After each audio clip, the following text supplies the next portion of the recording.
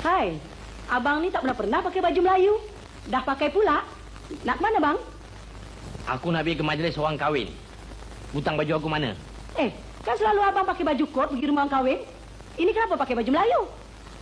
Apa salah kau pakai baju ini? Ini baju kebangsaan tau. Butang baju aku mana, Pa? Salah tu tak salah. Tahu tipa, orang yang pakai baju semacam ini, orang itulah yang nak kahwin. Pa, apa dah kau cakap ni? Kamu orang perempuan semuanya sama saja. Kalau lakinya pakai baju Melayu, kau katakan dia nak pergi kahwin.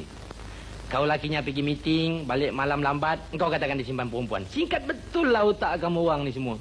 Butang bajuku mana dah? Siapa yang kahwin, bang? Kawan aku lah, namanya si Jamil. Butang baju aku mana, Pa?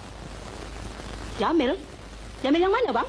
Jamil di ofis besar tu. Kau mana tahu kau asyik main mahjong saja, tak ingat berbetan lagi. Butang baju aku mana, Pa?